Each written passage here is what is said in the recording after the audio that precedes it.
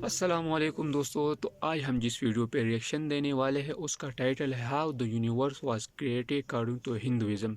As a Muslim हमें तो पता है, लेकिन हिंदुओं का क्या कंसेप्ट है हिंदुइज्म में, इसका हमें नहीं पता। तो चलो आज पता लगाते हैं कि हिंदुइज्म में यूनिवर्स कैसे क्रिएट हुई, उनका क्या कंसेप्ट था। तो चलो बिना टाइम ज़ाय किए रिएक्शन स्टार्ट करते हैं। दोस्तों, क्या आपको पता है कि हिंदू शास्त्रों के अनुसार ब्रह्मांड की उत्पत्ति कैसे हुई थी? वैसे तो दोस्तों, सनातन धर्म के वेदों और पुराणों में ब्रह्मांड की उत्पत्ति का अलग अलग उल्लेख मिलता है। इनमें बहुत सारे ऐसे फैक्ट मौजूद हैं जो मॉडर्न साइंस के द्वारा बताए गए आंकड़ों से पूरी तरह से मैच खाते हैं। तो आज की इस वीडियो में हम एक अच्छे ढंग से जानेंगे कि सनातन धर्म के अनुसार ब्रह्मांड का जन्म कैसे हुआ था और कैसे वैदिक आंकड़े मॉडर्न साइंस से मैच खाते हैं। तो चलिए देखते हैं। दोस्तों, हिंदू धर्म ग्रंथों में ब्रह्मांड को एक सिंगल एंटिटी के रूप में नहीं दर्शाया गया। मतलब कि वेदों और पुराणों के अनुसार इनफाइनाइट नंबर ऑफ यूनिवर्सेस मौजूद हैं जो निरंतर बनते हैं और नष्ट होते रहते हैं। अगर हम इस बात को दूसरे शब्दों में समझे तो हम एक ऐसे यूनिवर्स में रहते हैं जो एक मल्टीवर्स में मौजूद है, और इस मल्टीवर्स में अनगिनत ब्रह्मांड मौजूद हैं जो ब्रह्मा के समय के अनुसार बनते हैं और नष्ट होते हैं। और दोस्तों, भगवान विष्णु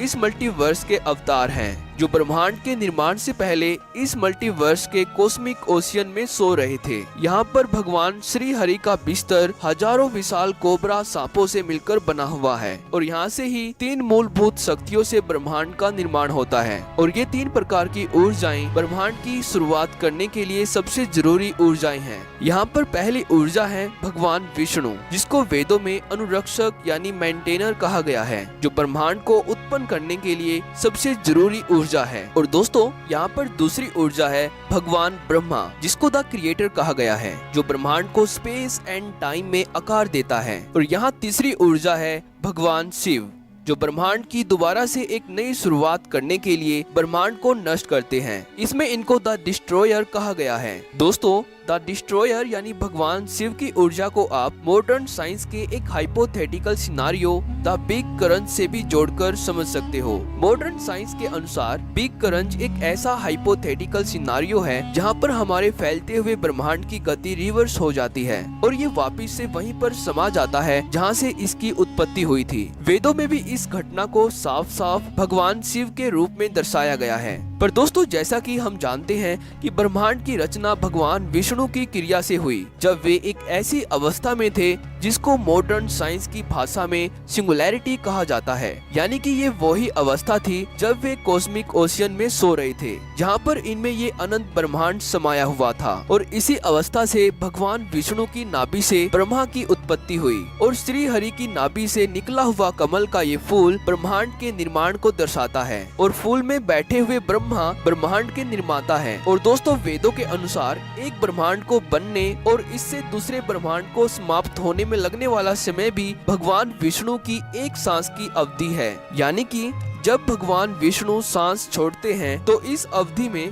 हजारों ब्रह्मांड बनते हैं। इस प्रोसेस को आप बिग बैंग थ्योरी से भी जोड़कर समझ सकते हो। और दोस्तों, इसी समय हजारों ने ब्रह्मा का जन्म होता है जो इन हजारों ब्रह्मांड को आकार देते हैं। पर जब भगवान विष्णु सांस लेते हैं तो ये सारी प्रोसेस बिग क्रंच की तरह रिवर्स हो जाती है। यानी कि ये हजारों ब्रह्मांड और इनके ब्रह्मा वापिस से भगवान विष्णु में समा जाते हैं। दोस्तों, वेदों और पुराणों में बताई गई ब्रह्मांड की इस उत्पत्ति में भगवान ब्रह्मा इसी ब्रह्मांड को रिप्रेजेंट करते हैं जिसमें हम रहते हैं, क्योंकि ब्रह्मा ही धरती पर मौजूद सभी तरह की लाइफ फॉर्म्स को क्रिएट करते हैं जो हमारे फिजिकल वर्ल्ड के लिए रिस्पॉन्सिबल है। और भगवान विष्णु इस शाश्वत मल्टीवर्स के अवतार हैं जो बिना किसी अंत और शुरुआत के इस कॉस्मिक ओशियन में अपनी सांस छोड़ते और लेते रहते हैं, जिससे ब्रह्मांड पैदा और नष्ट होते रहते हैं। पर दोस्तों, हमारा करंट यूनिवर्स ब्रह्मा के द्वारा रिप्रेजेंट किया जाता है जो परमानेंट नहीं है।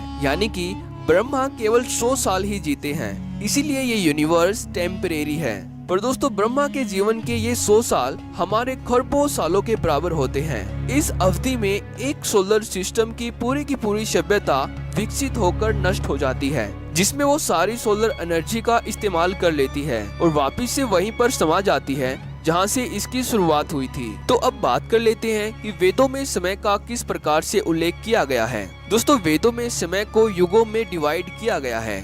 यहाँ पर युग को हम लार्ज यूनिट ऑफ टाइम भी कह सकते हैं। विष्णु पुराण में युगों का एक अच्छे ढंग से उल्लेख मिलता है, जिसमें एक महायुग को 4 युगों में विभाजित किया गया है और इन 4 युगों का अनुपात 4:3:2:1 होता है। एक महायुग में कलयुग सबसे छोटा युग होता है, जिसमें 4,32,000 सोलर ईयर्स होती हैं। द्वापर युग में 8,64,000 सोलर ईयर्स होते हैं, जो कलयुग के समय का ठीक दोगुना होता है। इसके बाद त्रेता युग में 12,96,000 सोलर ईयर्स होते हैं और इनमें सबसे बड़ा सतयुग होता है, जिसमें 17,28,000 सोलर ईयर्स होते हैं। और दोस्तों, इन चारों युगों को मिलाकर एक महायुग बनता है, जिसमें 4.32 मिलियन ईयर्स होते हैं। एक महायुग के बाद समय की दूसरी सबसे बड़ी यूनिट मनवंतर होती है। दोस्तों, आज से लगभग 252 मिलियन ईयर्स अगो एक एस्टेरॉइड की वजह से पृथ्वी पर 95% लाइफ फॉर्म्स खत्म हो चुकी थी। वेदों में इस घटना की रिकवरी करने में लगे टाइम को संधि काल कहा गया है, जो 1.728 मिलियन ईयर्स तक चलती है। इस अवधि में पृथ्वी पर दोबारा से जीवन की शुरुआत होती है। दोस्तों, वेदों और पुराणों के अनुसार